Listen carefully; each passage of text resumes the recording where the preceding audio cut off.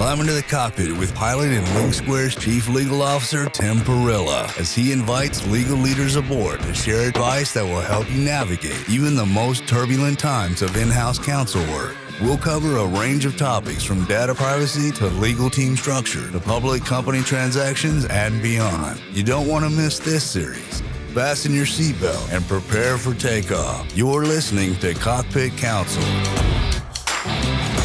Hello, everybody, and welcome back to another episode of Cockpit Counsel. My name is Tim. I'm the Chief Legal Officer at Link Squares. With us, as always, is our producer, Alyssa Verzino.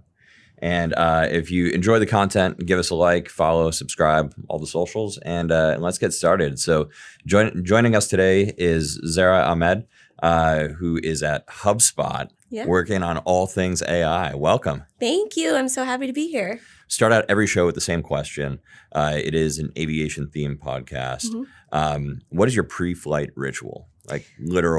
Very literally, before you get on an airplane. Yeah, I love this question. I've actually listened to your podcast before, and I've heard different people say, do your due diligence. My due diligence is making sure everything's charged up. So, my noise-canceling headphones, my iPad, and then, making sure I have my content on there. So, I really love food travel shows.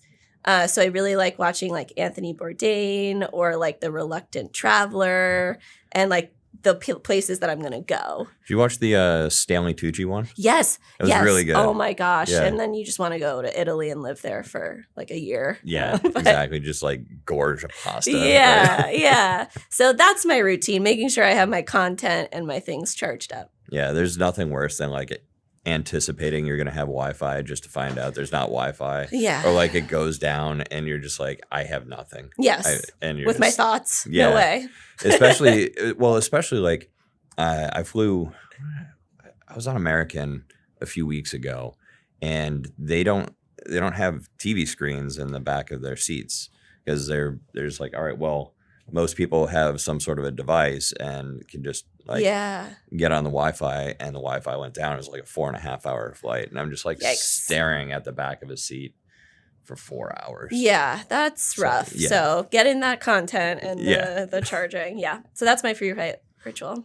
So that's awesome. So let's talk a little bit about your career path. So you're at HubSpot now. How'd you end up there, and how did you get either blessed or tasked or punished with the AI side? Yeah. So I went to law school in the Boston area. So shout out Boston. And right out of law school, I was really fortunate to go straight in-house. Nice. So I've never experienced billables, which is, I think, good. Yeah, me too. Yeah. Yeah. So in law school, I really focused on public interest, nonprofit human rights work. So to the point that I actually went abroad during the summers and worked for different nonprofits in India and Sweden. But through that work, I actually really found out what I didn't want to do, which I think is also valuable. Yeah. It was really difficult work, and it takes a lot of patience, and you get really attached. So I really loved the international piece of it. So when I was thinking about, okay, what do I want to do out of law school is how do I apply that thinking of global laws to corporate? So that's where I got really interested in privacy and cybersecurity because it impacted tech in the whole world. And that's where I started reaching out to mentors and folks at IBM. And that's where I found my mentor. And I was really, really fortunate to get a job at IBM Security, worked there for a few years, and then transitioned to HubSpot. Nice. Yeah. So, and you started right as the world was shutting down in 2020, right? Yeah. So I worked for a few years at IBM, and it was a really great experience because it's a big tech company. You get a lot of exposure. And then I was thinking about, okay, the day-to-day looks same. Mm-hmm. Where can I go to get a little bit of different flavor each day? And at that time, the HubSpot team was really small, to the point where the privacy and cybersecurity team was 2 people. Okay. So I was like, okay, this is a great opportunity to go to a scale up, a teenage startup. They were established, but they had exciting work. So I joined, like 3 days before lockdown. I thought I was going to be going to the Cambridge office every day. But luckily, everyone was super easy to work with remotely. And it was just such a great experience. And I've been there for almost 5 years now. Nice. Yeah. Nice. So how many people are on your team now? Yeah, so we were 3 people on the privacy and cybersecurity team, including me when I started, and now we have 13. Okay. I'm super fortunate to have 3 individuals report to me, so I have like my own dedicated team now. The legal team when I joined was about 20 people, and now we're like 80. Holy cow. So the hyper growth of tech and like 2021, 2022, our team really grew, but we're still not bored. We're still doing a ton of work. And as you know, with the AI stuff, quite a lot of interesting work. Yeah. So let's talk a little bit about that part of your role. What is your mandate? Yeah. So as you know, like last year around the winter time, there was this boom of Gen AI. It's been around for a while, but it really hit the like, how can we leverage this in our company? And also, how can we think about using this for customers? And so what was really cool is that I not only got to start focusing on how to leverage it internally, so like thinking about the ethical approach we do at our own organization, but also what are we thinking about customers and how to serve customers? So I do get to wear both different hats. That's cool. It's nice. It keeps it interesting. Yes, I'm sure. it does. So, so with HubSpot, like how, to the extent that you can get into it, like how are you thinking about AI and how are you sort of using it to transform the workplace?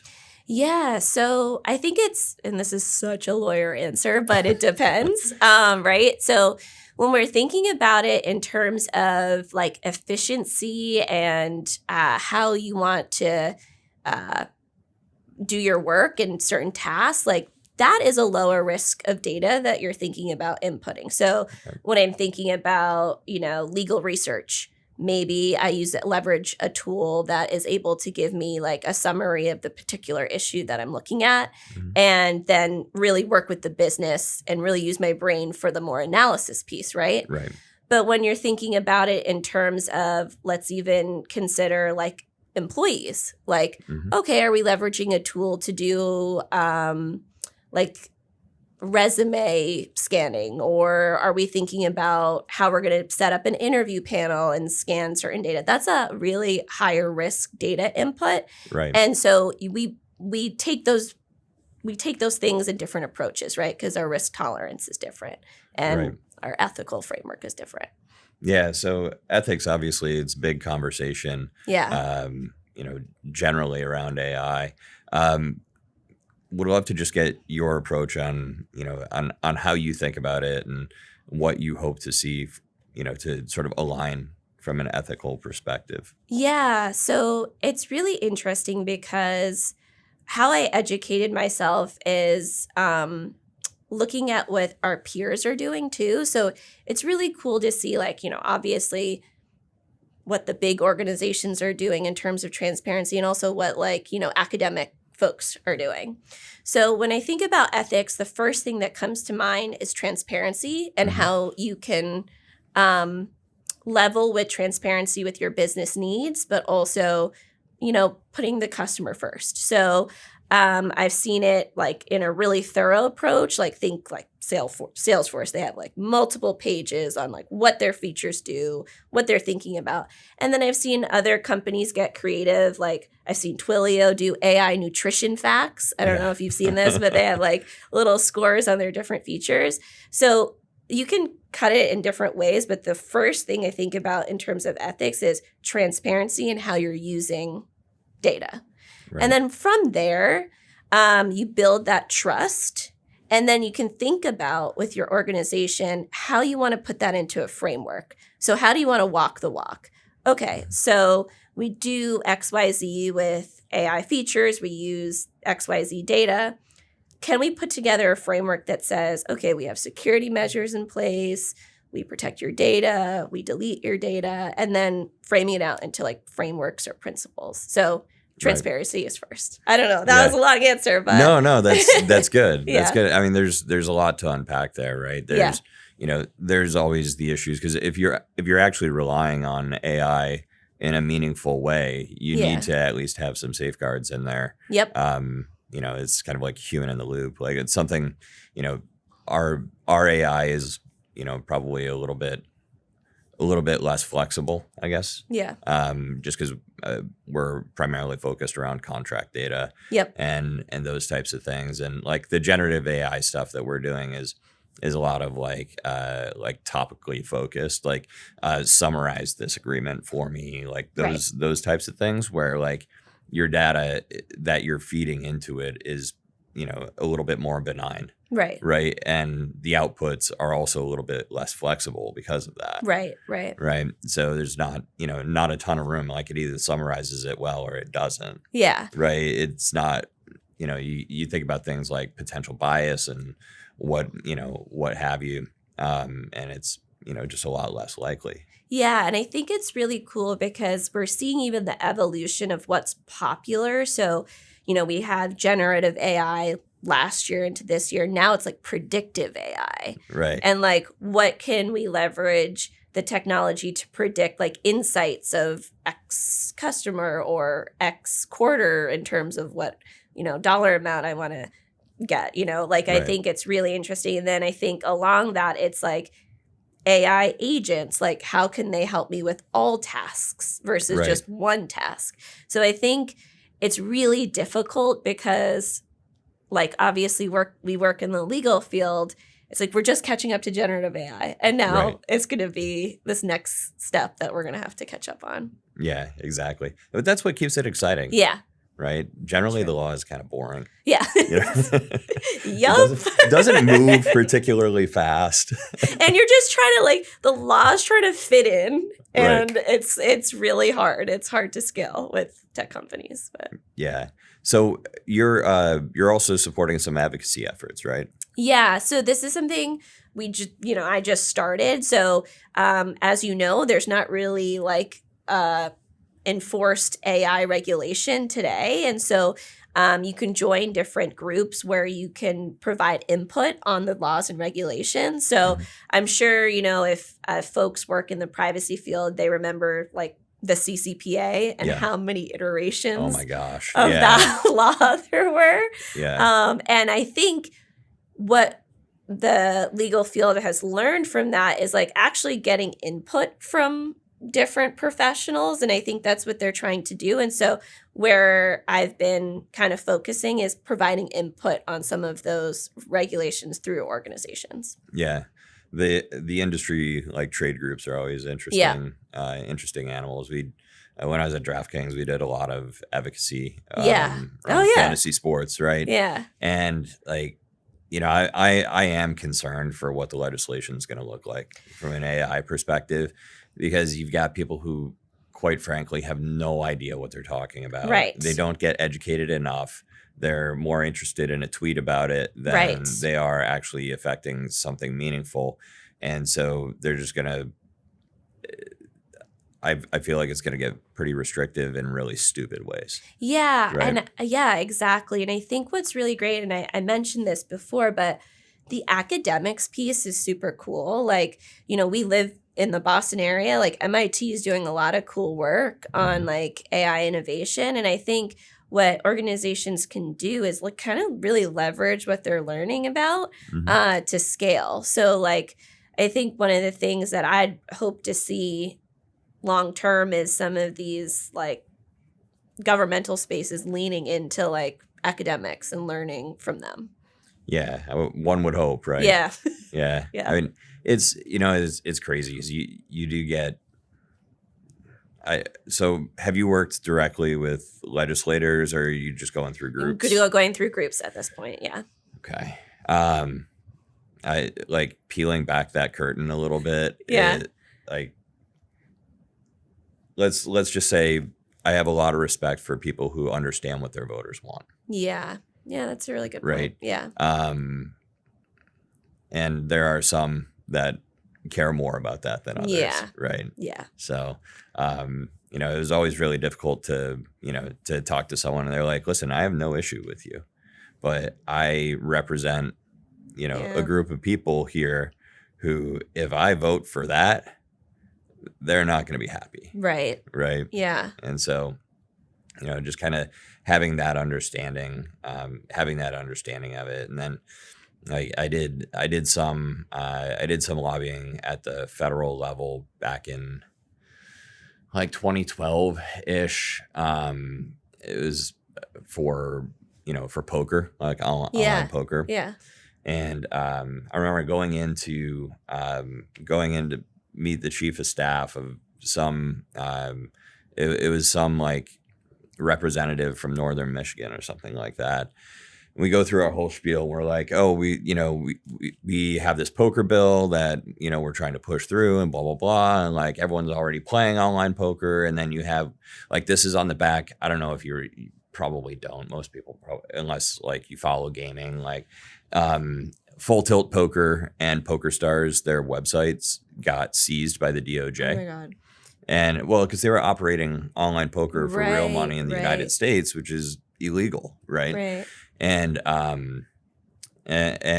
so the DOJ ended up seizing their domains. And so like on the back of that, I was working for another online poker company, but on the back of that, we were, engaging in advocacy efforts with, others across the industry. So we go do our whole spiel with this guy from Michigan, and the chief of staff, like he lets us finish. He goes, so let me get this straight. You want me to tell my Tea Party Republican representative that the United States Secretary of Commerce should regulate online poker? I was like, thank you for your time. It's just like, yeah, we didn't think that one through. Yeah, know your audience. Yeah, exactly. So lesson one, right? Yeah. But those groups are always good. Like the advocacy groups are good. I really do. I'm cheering for y'all. I hope that it ends up being something that is not going to stifle innovation and that isn't alarmist and isn't ridiculous overreach and things like that. Yeah, it's interesting again, right? Because it's a global problem that different jurisdictions are taking it differently, right? Like, just like privacy laws with the GDPR, right? Like race to the bottom. Right, exactly. Like I do think like the US, while we want to try to mirror some of that, EU AI Act, we're still in the like fast innovation like era, as you say. So like it'll be interesting to see where it comes out.